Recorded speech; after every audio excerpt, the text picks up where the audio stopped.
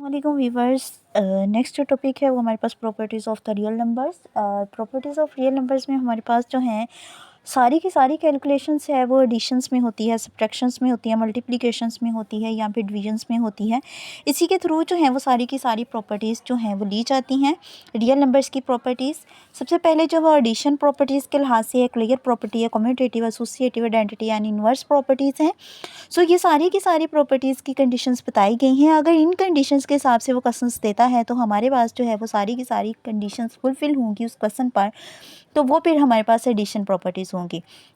अगर हमारे पास दिए गए क्वेश्चंस हमारे पास मल्टीप्लिकेटिव जो हैं वो प्रॉपर्टीज़ के लिहाज से फुलफ़िल हो रही हैं, तो वो हमारे पास प्रॉपर्टीज़ के लिहाज सॉरी मल्टीप्लिकेशन के लिहाज से होंगी। फ़र्क सिर्फ इतना है कि एडिशन प्रॉपर्टीज़ में हमारे पास एडिटिव का साइन आ जाता है, लेकिन हमारे पास मल्टीप्लिकेटिव में जो है वो मल्टीप्लिकेशन का साइन आ जाता है या फिर इनटू का जो साइन है वो आ जाता है। लेकिन प्रॉपर्टीज़ दोनों की सेम होती है, साइन का डिफरेंस होता है। ये हमारे पास डिस्ट्रीब्यूटिव प्रॉपर्टीज़ में भी हमारे पास जो है वो लेफ़्ट हैंड और राइट हैंड प्रॉपर्टीज़ जो हैं वो फुलफ़िल करवाई जाती हैं। राइट हैंड का मतलब ये होता है कि अगर राइट साइड पर कोई नंबर मल्टीप्लाई हो रहा है ड्यूरेशन ऑफ एडिशंस के, तो फिर वो हमारे पास लेफ़्ट हैंड होगा। अगर राइट हैंड साइड पर मल्टीप्लिकेशंस हो रही है तो वो right hand side distributive properties जो हैं वो फुलफ़िल करवाई जाएंगी। फिर इसके बाद हमारे पास properties of equality of the real numbers आ जाती हैं। Properties of the real numbers हमारे पास जो हैं वो थोड़ी सी डिफरेंस होती हैं, लेकिन ये वहाँ पर हमारे पास जो एक्सरसाइज में क्वेश्चन है वो क्वेश्चन नंबर 5 है जो हमारे पास इन प्रॉपर्टीज़ के साथ रिलेट करता है। लेकिन हमारे पास जो क्वेश्चन नंबर 4 है वो हमारे पास जो है वो मल्टीप्लिकेटिव के हिसाब से जो है वो फुलफ़िल करवाया जाता है। यहाँ पर properties of equality of the real numbers होती हैं, ऑर्डर प्रॉपर्टीज़ होती हैं, ऑर्डर के लिहाज से यहाँ पे प्रॉपर्टीज़, और यहाँ पर हमारे पास प्रॉपर्टीज़ जो हैं वो इन इक्वालिटीज़ के लिहाज से जो हैं वो दी गई हैं। चलते अपने क्वेश्चन की तरफ, जो कि हमारे पास क्वेश्चन नंबर 4 है। क्वेश्चन नंबर 4 में हमारे पास जो है एक्सरसाइज 1.1 का क्वेश्चन नंबर 4 है। Name the properties use in the following. हमारे पास जो प्रॉपर्टीज़ दी गई हैं जस्ट ओनली यहाँ पर बताना है कि ये प्रॉपर्टीज़ हमारे पास कौन सी हैं। सबसे पहले तो फर्स्ट ऑफ ऑल हमारे पास ये क्वेश्चन दिया गया है। इस क्वेश्चन को देख के तो यही हमारे पास हमारे माइंड में आता है कि ये एसोसिएटिव अंडर एडिशन प्रॉपर्टी है, क्योंकि प्लस का साइन आ गया है, एडिशन का साइन आ गया है, तो अंडर एडिशन है। ये हमारे पास इसकी जनरल फॉर्म है और ये यहाँ पर हमारे पास इसका क्वेश्चन है। तो देखेंगे दोनों एक दूसरे के साथ मैच कर रहे हैं, तो ऑब्वियसली हमारे पास एसोसिएटिव अंडर एडिशन प्रॉपर्टी होगी। नेक्स्ट क्वेश्चन है क्वेश्चन नंबर 2 है हमारे पास। क्वेश्चन नंबर 2 में कम्यूटेटिव अंडर एडिशन प्रॉपर्टी है। ये कम्यूटेटिव प्रॉपर्टी अगर उसकी जनरल फॉर्म देखें तो a प्लस बी जो है वो इक्वल होता है b प्लस ए के। जब a plus B is equal to b plus A के है तो इसका मतलब है कि ये हमारे पास प्रॉपर्टी जो है वो फुलफ़िल हो रही है, जो कि हमारे पास कम्यूटेटिव अंडर एडिशन प्रॉपर्टी है।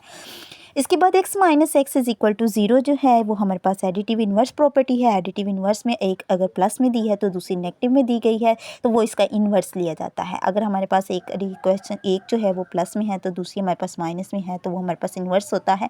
हाँ, अगर हमारे पास मल्टीप्लिकेशन के लिहाज से होता है तो यहाँ पे मल्टीप्लिकेशन का साइन आता है, लेकिन यहाँ पे एडिशन है तो एडिशन के लिहाज से एडिटिव इन्वर्स प्रॉपर्टी जो है वो दी गई है। क्वेश्चन नंबर 4 है। क्वेश्चन नंबर 4 में हमारे पास a into B plus C, A B plus A C. अब ये जो है ये हमारे पास लेफ्ट हैंड साइड पर जो है वो मल्टीप्लाई हो रहा है। अगर इस साइड पर होता तो राइट हैंड साइड वाली की साइड पे मल्टीप्लाई होता, ये लेफ्ट हैंड साइड पे मल्टीप्लाई हो रहा है, तो इसका मतलब है left hand side distributive property जो है वो यहाँ पर हमारे पास फुलफ़िल हो रही है। अगर इस साइड पर होता तो वो हमारे पास राइट डिस्ट्रीब्यूटिव प्रॉपर्टी होती। 16 प्लस 0 इज इक्वल टू 16, ये हमारे पास आइडेंटिटी प्रॉपर्टी। एडिटिव में हमारे पास जो आइडेंटिटी 0 होती है, लेकिन मल्टीप्लिकेशन में हमारे पास जो है वो 1 होती है। 16 प्लस 0 इज इक्वल टू 16 है, यहाँ फिर हम ले लें 0 प्लस 16 तो हमारे पास 16 आता है। तो यहाँ पर ये हमारी प्रॉपर्टी जो है वो फुलफ़िल हो रही है, तो ये हमारे पास एडिटिव आइडेंटिटी प्रॉपर्टी है। फिर इसके बाद हमारे पास क्वेश्चन है क्वेश्चन 100x1 है। तो ये अब मल्टीप्लिकेटिव आइडेंटिटी प्रॉपर्टी है जो कि फुलफ़िल हो रही है उसकी जनरल फॉर्म पर, तो जनरल फॉर्म के साथ ये मैच करिए तो ये हमारे पास मल्टीप्लिकेटिव आइडेंटिटी प्रॉपर्टी होगी। इससे नेक्स्ट जो है वो हमारे पास क्वेश्चन नंबर दिया गया है उसने 7। क्वेश्चन नंबर 7 में हमारे पास जो है एसोसिएटिव अंडर मल्टीप्लिकेटिव प्रॉपर्टी है। जो स्टार्ट वाली थी वो एसोसिएटिव थी, लेकिन वो हमारे पास एडिशन थी, लेकिन यहाँ पे मल्टीप्लिकेशन का साइन आ गया है, तो ये हमारे पास मल्टीप्लिकेटिव प्रॉपर्टी होगी, एसोसिएटिव होगी, लेकिन अंडर मल्टीप्लिकेशन होगी हमारे पास ये। फिर इसके पास नेक्स्ट हमारे पास जो है A B is equal to B A, जो कि हमारे पास कम्यूटेटिव अंडर मल्टीप्लिकेशन प्रॉपर्टी, अगर दरम्यान में प्लस का साइन होता तो हमारे पास एडिशन होती, लेकिन यहाँ पर ये एडिशन नहीं है, ये हमारे पास मल्टीप्लिकेशंस की फॉर्म में दी गई हैं। मैंने अपने इस लेक्चर्स में जो है वो आपके साथ प्रॉपर्टीज़ को डिस्कस किया है। ये प्रॉपर्टीज़ हमारे पास क्वेश्चन नंबर 4 में जो है वो तमाम की तमाम जो है वो फुलफ़िल हो रही है। अगर आप पहले प्रॉपर्टीज़ को याद कर लेते हैं तो सो आपके पास जिस तरह की मर्जी स्टेटमेंट दी जाए तो आप उसको उन प्रॉपर्टीज़ को उनके साथ रिलेट करके फुलफ़िल करवा सकते हैं। इन क्वेश्चंस का ये होता है कि आपको सबसे पहले जो है वो प्रॉपर्टीज़ आनी चाहिए। अगर वो प्रॉपर्टीज़ आपको आएंगी तो ये सारे के सारे क्वेश्चंस जो हैं वो आपके पास ईजीली सॉल्व करने आसान हो जाएंगी, या उनकी आइडेंटिफिकेशन करनी जो है वो आसान हो जाएगी।